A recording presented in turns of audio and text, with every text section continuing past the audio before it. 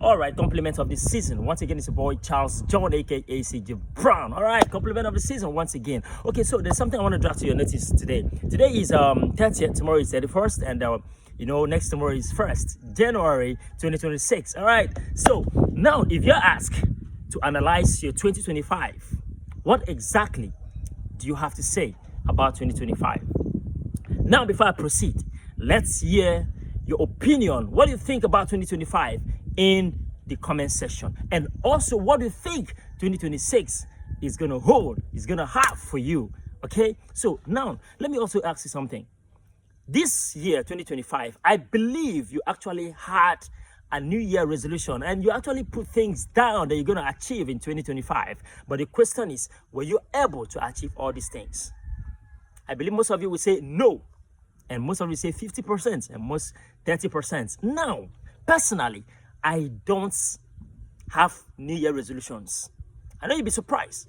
I don't have any reason why I should put anything down and say this year, this is what I'm going to achieve. This year, I must achieve this. I must do this. Listen, there's a word that said, man proposed and God disposes. Do you understand? A lot of things happen for our good. A lot of disappointments happen for our good. But we'll never see it. But only God that knows the best for us. Now, personally, I have a lot to thank God for in 2025. I might not have achieved what I actually wish to achieve. Normally, like I said, I don't put things down. I don't write things down to say 2025 or this year, this is what I'm going to achieve. No, I don't do that. I don't do that. All I do is every year, I dedicate that year to God and ask God's will to be done. God to give me wisdom, knowledge, understanding, the strength, connection, ability, finances, and also take care of my health and the rest. I ask God to just take charge and direct my footsteps and direct me to the right path. That's what I do. So for a lot of you who always bring out book, pen, and the rest to put down things and talk about the year, this is how I want the year to be. God, I must achieve this, I must achieve that. And if you realize that you're not even achieving what you actually put down, you'll be frustrated. But trust me, 2025 has been the best year for me. 2025 has been the best year for me. Comparing myself today and the previous years, 2025 has been the best year for me. So even if I don't have finances, even if I don't have that money that everybody, it's not every time that we should be talking about money. It's not every time that we should be talking about money. Everything is not money. Now listen, for the fact that you have good health, and most of you, trust me, from January to this point, you've not gotten to the hospital. I have every right, every reason why I should give thanks to God for good health, for his protection, for his constant provision, for his mercies and care, direction, journey mercies. There are a lot of things we need to thank God for. There are so many things we need to thank God for.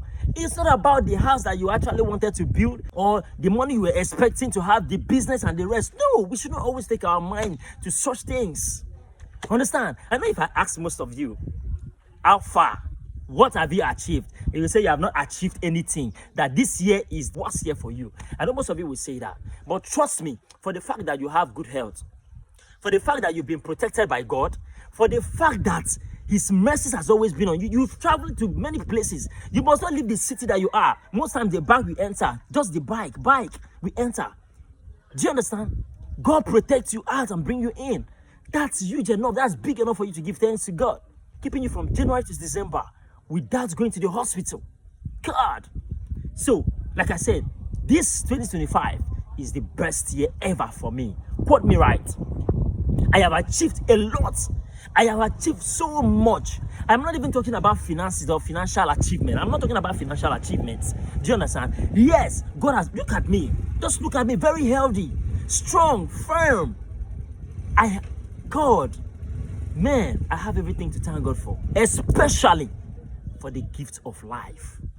Especially for the gift of life. Please, we have every reason to thank God Almighty for. So, personally, I feel I have achieved. Personally, I would say that I have actually achieved everything I wanted to achieve in 2025. Like I said, it's not everything that has to do with money. Everything is not about money.